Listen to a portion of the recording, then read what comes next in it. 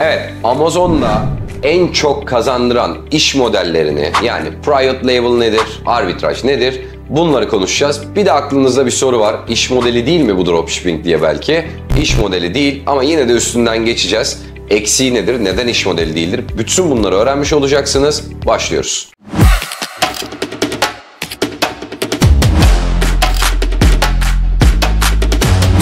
Private Label'la başlayalım arkadaşlar. Kendi markanızın ürününü satmaya biz Private Label diyoruz Amazon'da veya bütün dünyada.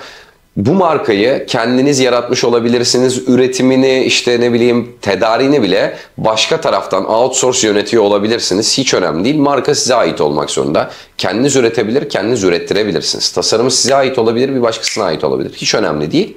Siz bu markanın sahibisiniz ve bu markayı Amazon'da büyütmek zorundasınız. Sizin işiniz bu. Yani bu markayı büyüttükçe daha yüksek trafik getirip bu markanın satıcısı olmanız lazım. Kendi markanızın satıcısı olması lazım. Private Label'ın avantajı nedir peki arkadaşlar? Genel anlamda, genel algıda hatta daha huzurlu bir satış senaryosu, daha huzurlu bir satış ticareti aslında diyeyim bunun adına. Bu süreci daha huzurlu geçirmenizi sağlayan bazı noktaları var işin içerisinde. Nedir bu noktalar?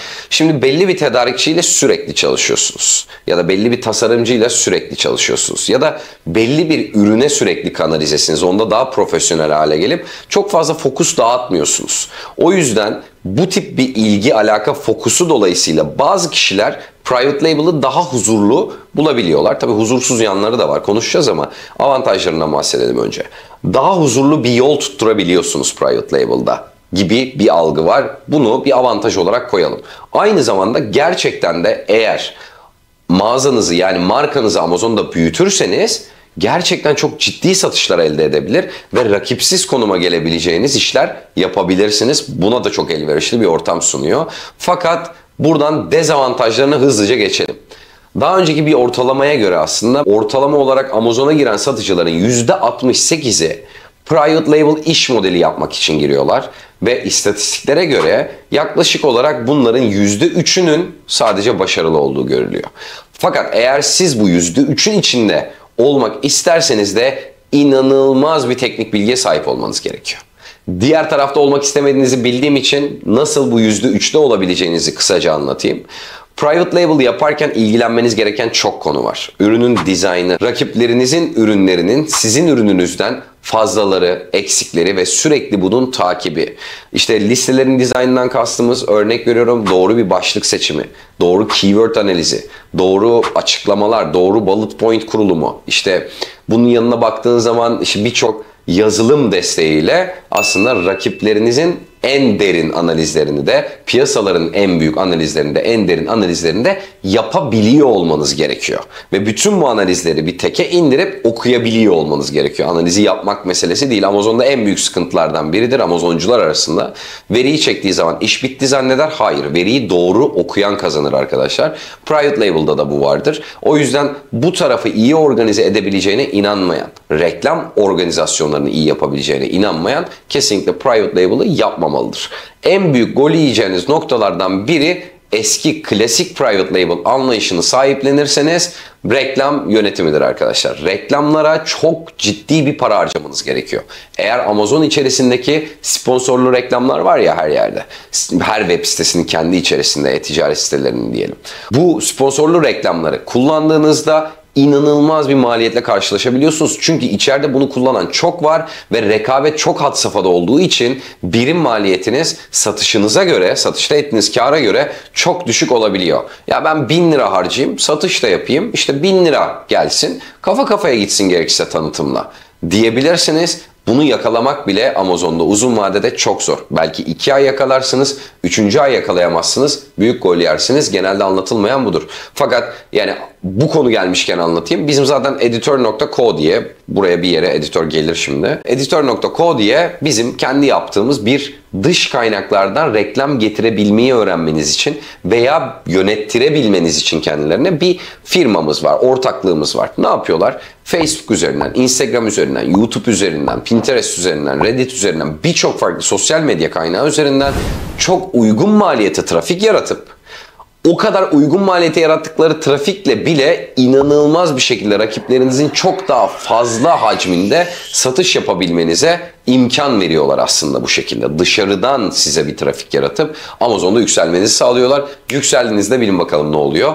Daha çok insan sizi görüyor ve Amazon'un da ekmeğini yemeye başlamış oluyorsunuz aslında. Özetle mesele bu. Evrildiği nokta bu olmalı. O yüzden başta söyledim. Eski tip reklam yönetimini yaparsanız büyük gol yersiniz. Bu işin içinde giveaway mantıkları da var. Yani ratinginiz arttıkça, yorumunuz arttıkça o ürünlerle alakalı veya mağazanızla alakalı Amazon sizi daha çok insanların önüne çıkarıyor. Giveaway demek şu: ürünlerinizi bedavaya dağıtıyorsunuz. Belli işte web siteleri var. Bunu yapan sağlayıcılar var sizin adınıza. Ürünlerinizi bedavaya dağıttırıyorsunuz.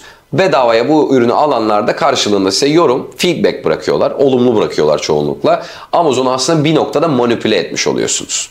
Organik büyüme tam bu demek değil. Belli oranda yapılabilecek bir noktası var ama Amazon'da yine Vine diye kendi yarattığı böyle bir programı da var aslında. Bunlara da odaklanabilirsiniz. PL için vereceğim son örnekler bunlar olsun. Arbitraja geçelim. Avantajlarını, dezavantajlarını konuşalım biraz. Gelelim arbitraja. Bizim canımız, kanımız, arbitrajımız neden bu kadar avantajlı, neden bu kadar iyi bir iş modeli, ne gibi avantajlara ve dezavantajlara sahip, hepsini öğrenmiş olacaksınız bu videonun sonunda. Hiç merak etmeyin. Arbitraj arkadaşlar, bir malı daha ucuz olduğu bir yerden alıp daha pahalı olduğu bir yere satmak demektir. Aslında bir değeridir bu. Bir ekonomi terimidir arbitraj. Al-sat anlamına gelir. Eskiden borsada kullanılan, yani borsa için çok kullanılan bir laftı. İşte arbitraj nedir? Gidiyorsun Çin borsasından dolar alıyorsun, sallıyorum. Avusturya borsasına satıyorsun. Çin borsasına dolar daha ucuzken alıp Avusturya'da sen bunu sattığında aradaki farktan kar ediyorsun demektir. Fakat günümüz teknolojisi tabii dijitalleşen dünyayla bütün borsalar çok hızlı birbirine eşlik ediyor. Yani bir anda o fark kapanıyor. O farkı yakalamak çok zorlaştığı için arbitrajda borsada iyi bir durumda değil diyebiliriz. Ama işimiz ekonomi değil şu anda. O taraf değil. İşimiz ürün arbitrajı arkadaşlar. Yani arbitrajı dünyada satılan bütün ürünler içerisinde kullanıyoruz ve bunu bütün dünyada en iyi hizmeti veren Amazon altyapısı üzerinde gerçekleştiriyoruz. Amazon arbitraj iş modeli işte böyle doğmuş bir iş modeli arkadaşlar. Peki arbitrajı anladık. Bir ürünü dünyada en ucuz olduğu yerde bulacağız ve bunu en pahalı olduğu pazarda satacağız. Ve bunu mümkünse Amazon'da yapacağız. Şimdi Amazon onlarca ülkede hizmet veren bir altyapı, bir e-ticaret sitesi. Fakat Amazon'un bununla alakalı bize sunduğu avantajlar nelerdir? Önce bunu bir bilelim. Amazon sizin özellikle bunu yapmanızı istiyor. Sebebi şu: bütün dünyadaki ürünler, bütün dünyadaki Amazon platformları, FBA depoları içerisinde var olmuş oluyor böylece. Yani dünyanın her yerinden her yerine mal gönderen satıcılar Amazon için çok kıymetli. Amazon'un kendisi de bir satıcı gibi listelerde arbitraj yapıyor aynı zamanda. Yani arbitraj tamamen politikalara uygun bir meseledir arkadaşlar. Merak edeceğiniz hiçbir şey yok. Bu bazen konuşuyor, çok şaşırıyorum. Politikaları okumanız lazım, yeterli bu. Zaten iki model var aslında. Politikalara uygun diyeceğimiz private label ve arbitraj. Şimdi Amazon'un kendisinde yaptığı bir modeli tartışmanın bir manası yok. Anlatmak istediğim şey aslında bu. Peki arbitrajın tam olarak avantajları nelerdir? Bir kere inanılmaz kar marjları size vaat ediyor. İnanılmaz. Çünkü şöyle örneklendireyim size basitçe. Benim Tayvan'dan 150 liraya aldığım malı ben aylarca, yıllarca Amerika'da 70 dolara sattım, 65 dolara sattım. Aradaki kar marjını düşünün. Yani bunu private label'da yapmam gerçekten çok güç. Fakat arbitrajı bir tık daha tanımlayalım, daha iyi anlayalım. Arbitrajın meselesi kendi markanızın ürününü satmak değil bakın. Bir başka markanın ürününü alıp daha pahalı olduğu bir pazarda satmak. Markaların birçoğu bunu yapmanıza izin veriyor. Bazıları da kapalı kutuyu oynuyor. Anlaştığım satıcılar sadece bunu yapabilir diyor. Ya da bölgedeki distribütörlerimden mal alabilirsin, bayilerimden mal alabilirsin diyor. Bunlara nasıl uyum göstereceğiniz derin bir konu. Bu tarafa çok girmeyeceğim. Ama markalı ürünleri alıp daha pahalıya satabileceğiniz pazarları bulup oralarda satmak aslında. Bunu böyle düşünün. Tamam. Şimdi arbitrajın avantajlarına gelirsek arkadaşlar. 1. Yüksek bir kar marjı var. 2. Üretimle, tasarımla, reklamla çok fazla uğraşmanıza gerek yok. Neden? Zaten o marka halihazırda satıyor. Aklınıza çok satan global markalardan bir tanesini getirin. O malı daha ucuza alıp istediğin ve daha pahalı satılan herhangi bir ülkede satabilirsin. Arbitraj sana bunu vaat ediyor aslında. Ve örnek veriyorum size, işte bu mouse 10.000 tane satıyor diyelim ayda. Amazon'da biz bunu farklı yazılımlarla ayda kaç tane sattığını görebiliyoruz. Kaç satıcının bunu sattığını da görebiliyoruz ve bize düşecek aylık satış adedini de görebiliyoruz. Haliyle ben daha malı göndermeden ayda kaç satacağımı kesin olarak bilebiliyorum. Bana sağladığı avantaj bu. Satış korkusu arbitrajda sıfırdır. Kesin satacağın rakamı doğru hesaplamak gerekir. Bu kadar. Üretim yok, tasarım yok, işte satış kaygısı yok. Yüksek kar marjı da vaat ediyor. Bunu bilgisayarımı açtım, her yerden yapabiliyorum. Bu harika. Ama 3'e ayrılıyor diyelim şimdilik. Dördüncüsünü yakında duyuracağız burada. Retail arbitraj, online arbitraj ve wholesale arbitraj olarak 3'e ayrılıyor aslında arbitraj arkadaşlar. Nedir bunlar? Bunları konuşayım biraz. Online arbitraj, bütün süreci online yönettin. Yani ürünü online buldun, tedarikçinle online iletişime geçtin, malı online aldın, bir depoya gönderdin. Onlara dedin ki işte onları etiketleyin falan, Amazon'a yollayın. Bütün süreci online yönettin yani. Amazon'a gitti, zaten kendi satıyor artık. FBA sistemi var. Retail arbitraj biraz daha fiziksel mağazaları gezdiğimiz, kampanyaları koşturduğumuz, kovaladığımız, işte gidiyorsun bütün büyük mağazaların bildirimlerini açıyorsun. Kampanya bildirimlerini gönder bana diyorsun. Bunlar geldiği zaman yüksek kampanyalarda hemen gidip malları alıp pahalı oldu pazarda satıyorsun. Avantajlarını kullanıyorsun aslında. Fiziksel olarak ürüne dokunduğun, depoladığın, koliye dokunduğun, yani ürünü senin hazırladığın, bu fulfillment, bu prep hizmetini kendinin yaptığı bir süreç geçiriyorsun. Buna retail arbitraj diyoruz. Perakende ticareti olarak da geçiyor aslında. Biraz burada anlam karmaşası var. O yüzden dördüncü türünü yakında anlatıyor olacağız burada. Merak etmeyin.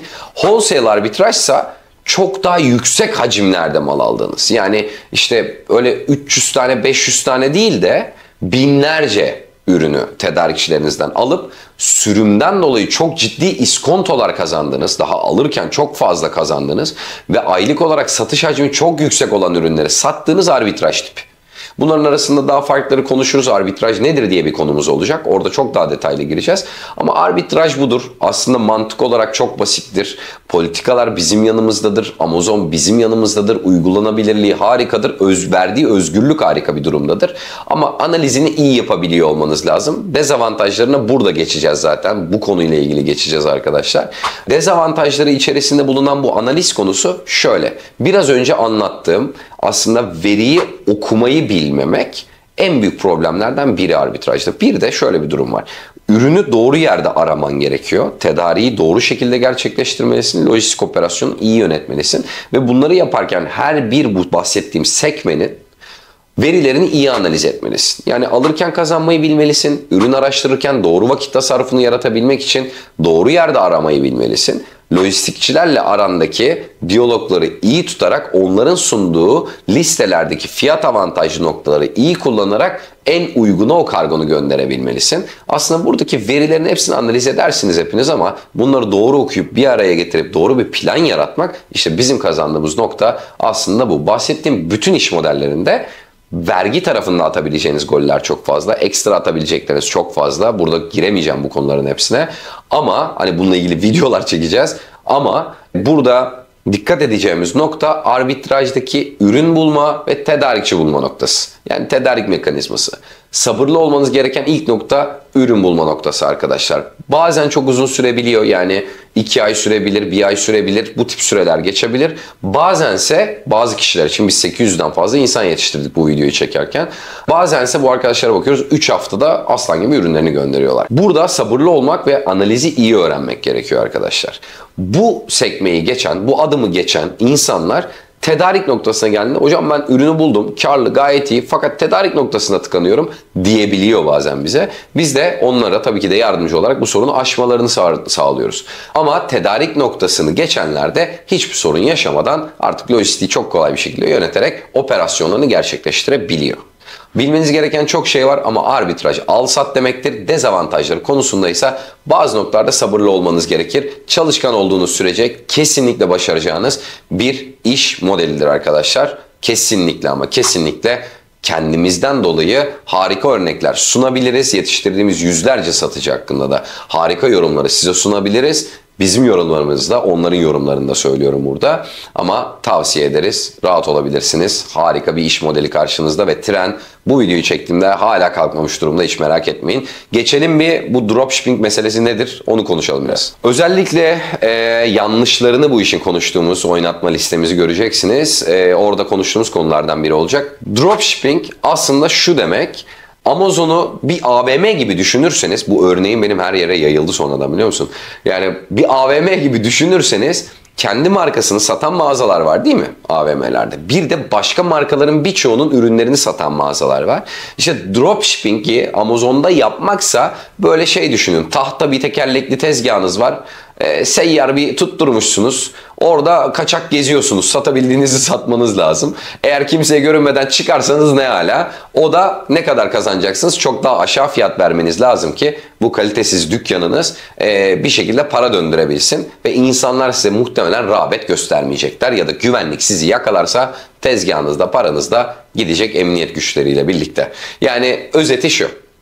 Dropshipping'i şöyle düşünün arkadaşlar. Teorisi ilk etapta efsane. Fakat sonradan arkasına baktığınızda felaketler silsilesi. Şöyle düşünün. Benim işte bir mağazam var. İşte Cemal Store diyelim Amazon'da. Cemal Store'u ben Amazon'da kurdum. Bir de işte Batuhan burada Batuhan Store diye başka bir web sitesinde, bir tedarik sitesinde, toptancı sitesinde bir mağaza var. Ya da Batuhan işte Wholesale diye bir site var. Her neyse. Bu sitede diyelim ki işte bunun adı da ne olsun? D-Zone olsun markası bu mouse'un. Bu D-Zone mouse'u Batuhan'ın elinde var. Ben kendi mağazama bu ürünü ekliyorum. Diyorum ki bu ürün bende var gibi gösteriyorum burada. Halbuki bende yok. Amerika'daki Alex bana sipariş veriyor. Geliyor diyor ki abi ben bu mouse'tan istiyorum. Ver bana. O zannediyor ki benim elimde var. Fakat aslında bende yok. Ben ne yapıyorum? Alex diyorum tamam parayı öde abi. 50 dolar ödüyor bana mesela. Ben de 50 doları alıyorum. 30 dolarını Batuhan'a ödüyorum. Ve diyorum ki benim müşteri adresim yani bu siparişi şu adrese götür. Aslında Alex'in adresini veriyorum. O da Alex'e malı göndermiş oluyor. Teoride mesele bu. Hiç stok tutmadan aslında ticaret çevirebileceğinizi söylüyorlar. Amazon'da mümkün değil. Sebebi şu. Siz Alex'e diyorsunuz ki bende bu mal var. Okey. Fakat gidiyorsunuz yetkili tedarik zincirinden olmayan afaki bir satıcıdan bunu alıyorsunuz. Yani bu kişi Batuhan burada çok büyük tehlike Amazon için. Diyor ki ya bu mouse'un fake'ini gönderiyor olabilir. Yanlış gönderiyor olabilir. Bu da başkasından alıyor ve Walmart poşetinde, ne bileyim eBay poşetinde de bunu gönderebilir. Benim rakibim poşetiyle de gidebilir. Yani senin sunduğun bu operasyon asla kontrol altında değil. Benim prestijimi inanılmaz sarsabilir. Risk altında tutuyor ve Alex'in müşteri memnuniyetini düşürebilecek bir hamle yapma ihtimalin çok yüksek. Çünkü hiçbir kontrolün yok bu mekanizma içerisinde diyor. Diyor ki size Amazon, yetkili tedarik zincirinden mal almak zorundasınız. Yani bir markanın kendisi, distribütörü veya bayilerinden mal almak zorundasınız. Ben ara ara faturalarını soracağım sattığınız ürünlerin. Bakacağım ki eğer o faturada siz yetkili bir tedarik zincirinden mal almıyorsunuz, benim seninle işim biter abi diyor. Yani ben seninle daha fazla uğraşamam. Sen her şeyi riske atan bir adamsın para için. Ben seninle partnerlik yapmam. Kendine dikkat et diyor. Hesabınızı kapatıyor. Ve çok fazla yapıyor arkadaşlar bunu dropshipping'de. O yüzden dropshipping danışmanlığı veren bütün firmaların, hani birçok demeyeyim artık ben görmedim bunu yapmayanı, hepsinde suspend desteği de var. Ne o biliyor musun? Hesabınız kapanırsa siz onlara gidip bir daha para ödeyeceksiniz. Temiz yazıları falan yazıp hesabınızı tekrar açtırmaya çalışacaklar. %80'de açtıramayacaklar bu arada. Ama diyecekler ki çalıştık. Verdiğim para yandı abi. Araştırabilirsiniz bu söylediklerimin hepsini. O yüzden dropshipping'in yasal bir şekilde yapılabileceği tek bir yan var. Çok büyük bu işi yapanlar var Amazon'da. Nasıl biliyor musunuz? Yetkili tedarik zincirinden mal alarak yapıyorlar.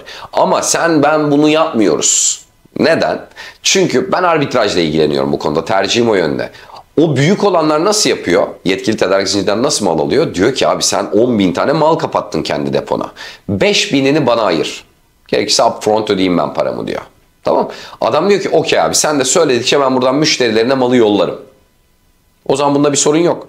Ama sen gidip adama diyorsun ki abi kaç tane satacağım belli değil şimdi benim. Ben bilmiyorum. O yüzden yani ben sipariş verdikçe acaba koca distribütöre falan söylüyorlar bunu. Ya da bayi de yani ilgilenmez bununla. Senin adına sipariş yönetmekle niye ilgilensin? Bir kere de satar o malı. Diyor ki abi işte bir tane satacağım, 2 tane satacağım. Sipariş geldikçe söylesem sana. Adam diyor ki abi beni uğraştırma bir git şuradan. Bizim dropçular da ne yapıyor? O zaman arkadan ben böyle wholesaler'dan bilmem nereden yetkisiz tedarikçilerden mal alayım. Gittiği yere kadar satayım diyor. Hesap bir kapanıyor. Para da bloke haline geliyor. Paranızı da kilitliyor Amazon.